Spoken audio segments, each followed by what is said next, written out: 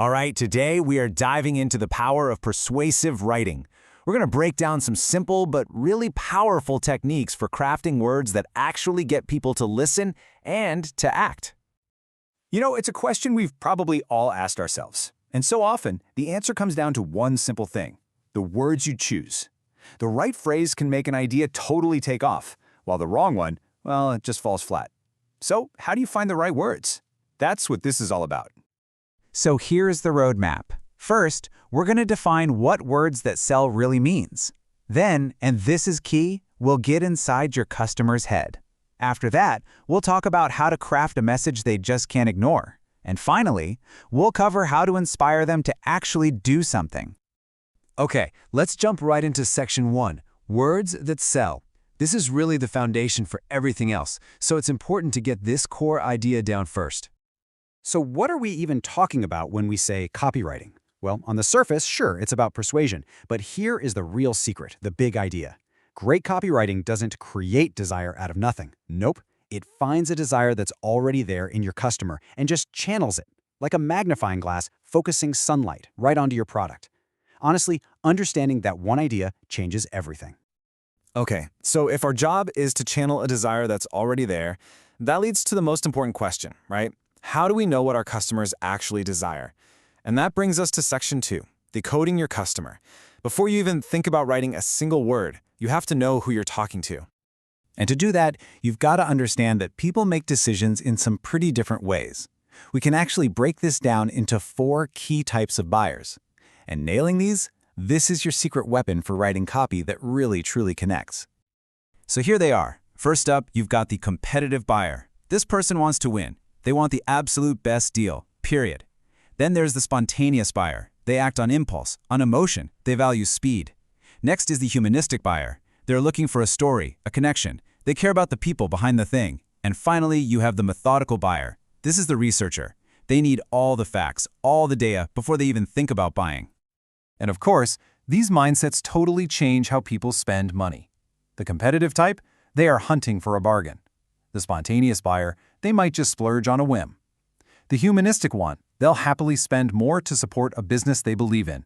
And the methodical buyer, well, they need to know, without a doubt, that they are making the smartest possible investment. Before you write, you just have to ask yourself, which one of these people am I talking to today? Okay, so once you know who you're talking to, it's time for section 3, crafting your message. This is where the rubber meets the road, where we put all that customer knowledge to work and actually built the ad. And let's be crystal clear about something. The single most critical element of your ad is the headline. I mean, it is the first, and let's be real, often the only thing people will read. It literally determines whether they keep reading or just scroll on by. I mean, just look at the difference here. Great new car. It's fine. It's boring. It tells you nothing. But the Rolls-Royce headline? Wow. It doesn't just list a feature. It paints a picture. It makes you feel the quiet luxury. The other example, lose weight now versus they laughed when I sat down at the piano. One is a boring command. The other is the start of a story. It creates this incredible intrigue. You just have to know what happens next. That's the power we're talking about. So how do you write a headline like that? Well, it usually boils down to these 4 keys. 1, be useful. Offer a real benefit. 2, be ultra-specific. Use those concrete details. 3, be unique. Say it in a fresh way. And 4, be urgent. Give them a reason they need to care about this right now. Okay, so your amazing headline did its job. It hooked them. Now the body copy takes over, and its only job is to build a rock-solid case and close the deal. And a really powerful technique for this is something called intensification. See, this isn't about just listing features. It's about vividly painting a picture, showing your customer exactly how this product will make their life better, fulfilling that desire we found earlier, and making it feel way more intense and immediate. Just listen to this example. This copy doesn't say, buy this fun toy for your kids. No way.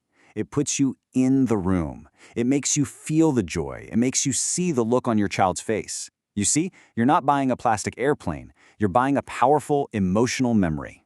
That's intensification. And here are 5 proven ways to do it. You can describe the results in detail. You can show the product in action. You can even walk them through what day 1 with your product will feel like.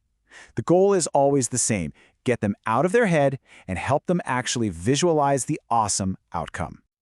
And that brings us to the final, absolutely crucial step: inspiring action. You've grabbed their attention, you've built up all this desire, but now you have to give them that final nudge. You've got to tell them what to do.